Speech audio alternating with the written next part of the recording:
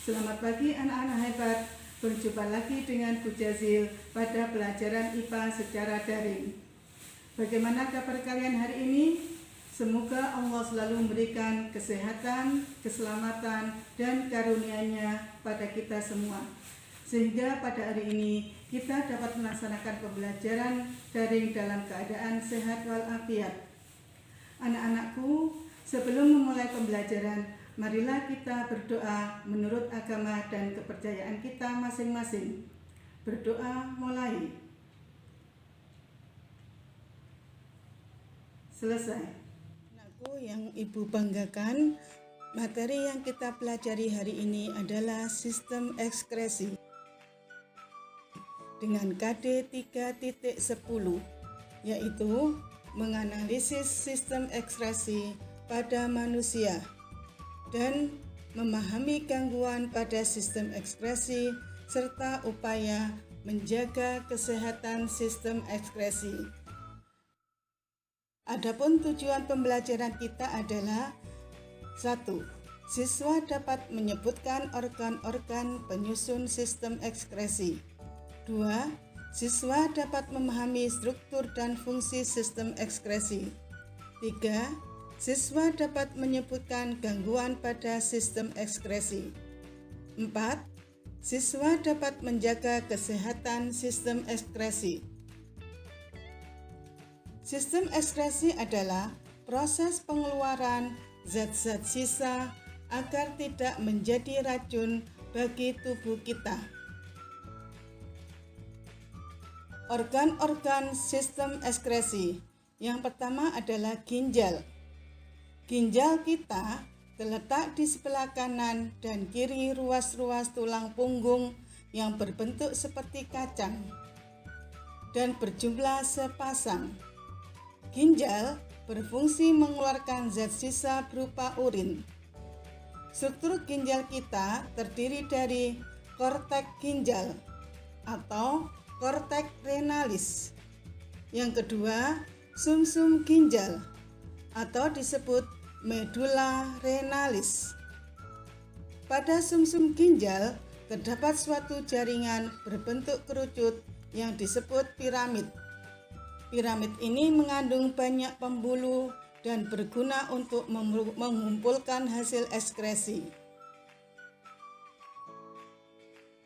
Ginjal kita berfungsi untuk mengeluarkan zat sisa berupa urin. Adapun proses pembentukan urin ada 3. Yang pertama adalah filtrasi. Filtrasi merupakan proses penyaringan zat sisa metabolisme yang dapat menjadi racun bagi tubuh. Filtrasi terjadi di dalam glomerulus. Hasil filtrasi disebut filtrat. Filtrat dihasilkan di glomerulus atau kapsul Bowman. Yang kedua, proses reabsorpsi. Proses reabsorpsi merupakan proses penyerapan kembali filtrat glomerulus yang masih mengandung zat-zat berguna bagi tubuh. Beberapa zat yang diserap kembali antara lain glukosa, garam-garam, ion anorganik, dan asam amino. Reabsorpsi terjadi dalam tubulus contortus proximal. Hasil reabsorpsi disebut filtrat tubulus atau urin sekunder. Yang ketiga, proses augmentasi, yaitu proses pengeluaran zat sisa yang tidak diperlukan lagi oleh tubuh. Pada proses ini, pembuluh darah melepaskan zat-zat yang tak berguna seperti ion hidrogen, kalium, dan amonium ke urin sekunder. Pada tubulus obstructus distal. Di tubulus obstructus distal dialirkan ke tubulus contortus collectivus lalu menuju saluran pengumpul. Di saluran pengumpul berlangsung penyerapan air sehingga terbentuk urin sesungguhnya. Lalu urin dialirkan ke rongga ginjal, dan rongga ginjal urin mengalir melalui uretra menuju kantong kemih untuk disimpan sementara. Bila kantong kemih penuh, urin akan dikeluarkan melalui uretra. Yang kedua, hati. Hati terletak pada rongga perut bagian kanan. Pada bagian kanan hati terdapat selaput tipis yang disebut kapsula hepatis. Sebagai alat ekskresi, hati berfungsi menghasilkan cairan empedu secara terus-menerus. Selain menghasilkan empedu, hati juga berfungsi menyimpan gula dalam bentuk glikogen, menetralkan racun, membentuk dan merombak protein, serta membentuk eritrosit pada janin.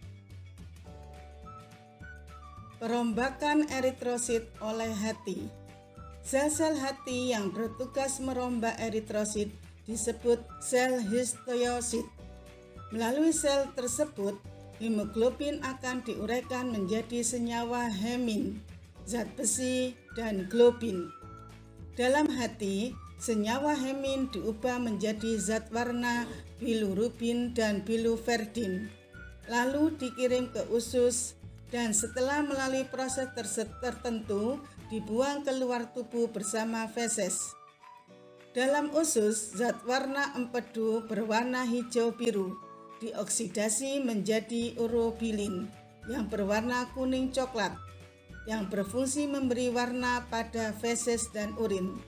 Sementara itu, zat besi tertahan dan disimpan dalam hati atau dikembalikan ke sumsum tulang, sedangkan globin digunakan lagi untuk pembentukan eritrosit baru dan metabolisme protein. Organ ekskresi yang ketiga adalah kulit. Kulit memiliki beberapa fungsi, antara lain sebagai pelindung terhadap kerusakan fisik akibat sentuhan mekanis, panas, penyinaran, kuman-kuman, dan zat kimia, mengatur suhu tubuh, mencegah dehidrasi, dan mengeluarkan zat sisa berupa keringat, serta menerima rangsangan dari luar.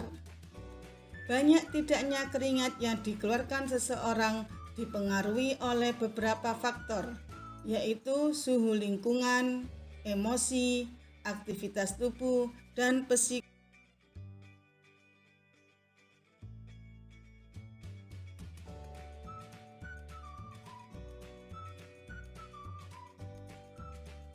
Anak-anakku yang ibu banggakan, keringat termasuk sampah yang harus dikeluarkan. Nah, bagaimana mekanisme pengeluaran keringat tersebut? Proses pengeluaran keringat diatur oleh hipotalamus atau otak. Hipotalamus dapat menghasilkan enzim bradkinin yang bekerja mempengaruhi kegiatan kelenjar keringat. Jika hipotalamus mendapat rangsangan, misalnya berupa perubahan suhu pada pembuluh darah, maka rangsangan tersebut diteruskan oleh saraf simpatetik ke kelenjar keringat. Selanjutnya, kelenjar keringat akan menyerap air garam dan sedikit urea dari kapiler darah, dan kemudian mengirimnya ke permukaan kulit dalam bentuk keringat. Organ keempat yaitu paru-paru. Paru-paru merupakan alat tubuh yang bertugas mengeluarkan zat sisa berupa karbon dioksida dan uap air. Dalam kaitannya sebagai alat ekskresi, gas karbon dioksida merupakan zat sisa proses metabolisme dalam jaringan yang diangkut oleh darah ke paru-paru dan berdifusi dalam alveolus. Demikianlah anak-anak yang dapat Ibu sampaikan mengenai sistem ekskresi. Semoga materi yang Ibu sampaikan dapat kalian pahami dan bermanfaat. Sebelum Ibu akhiri, Ibu berpesan agar kalian tetap rajin dan tetap semangat belajar, walaupun kita masih dalam kondisi pandemi. Oleh karena itu, jangan lupa selalu jaga kesehatan, selalu mencuci tangan dengan menggunakan air mengalir, menjaga jarak, dan menggunakan masker bila keluar rumah. Dan akhirnya Ibu akhiri, wassalamualaikum warahmatullahi wabarakatuh.